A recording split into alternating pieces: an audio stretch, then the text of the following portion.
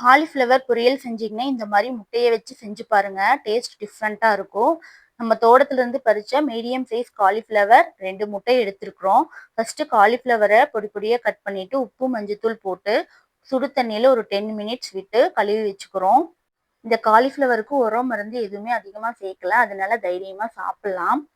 First ஒரு கடாயில எண்ணெய், கடுகு, கடலப்பருப்பு போட்டு பொரிஞ்சதுக்கப்புறம் வெங்காயம், பச்சை மிளகாய், கருவேப்பிலை போட்டு நல்லா ஃப்ரை பண்ணிக்கலாம். நெக்ஸ்ட்டு கிளீன் பண்ணி வச்சிருக்கிற காலிஃப்ளவரையும் போட்டு நல்லா எண்ணெயிலேயே ஃப்ரை பண்ணிக்கிறோம். அதுக்கு தேவையான அளவு உப்பு, 1 ஸ்பூன் மிளகாய்த்தூள், 1/2 ஸ்பூன் மஞ்சள் தூள் 2யும் போட்டு நல்லா மிக்ஸ் பண்ணிக்கலாம். நான் இன்னைக்கு குழம்பு மிளகாய் தூள் எடுத்திருக்கிறேன். இதுக்கு பதிலா சிக்கன் மசாலா இல்ல கரம் மசாலா இந்த மாதிரி சேர்த்துக்கலாம். இது எல்லாத்தையும் சேர்த்து நல்லா ஃப்ரை பண்ணிட்டு ஒரு 1/2 டம்ளர் தண்ணி விட்டு நல்லா குக் பண்ணிக்கலாம். குக் ஆனதுக்கப்புறம் லாஸ்ட்ல இன்னைக்கு நான் 2 முட்டை எடுத்திருக்கிறேன். இது வந்து 3, 4 இந்த மாதிரி கூட நீங்க எடுத்துக்கலாம். முட்டையோட பச்சை வாசனை போற வரைக்கும் கைவிடாம கிளறி கடைசியில மல்லித்தலை போட்டு ஸ்டவ் ஆஃப் பண்ணிக்கலாம். இது நார்மல் காலிஃப்ளவர் பொரியலை விட டிஃப்ரெண்ட் டேஸ்ட்ல இருக்கும். குழந்தைய விரும்பி நல்லா சாப்பிடுவாங்க. ட்ரை பண்ணி பாருங்க.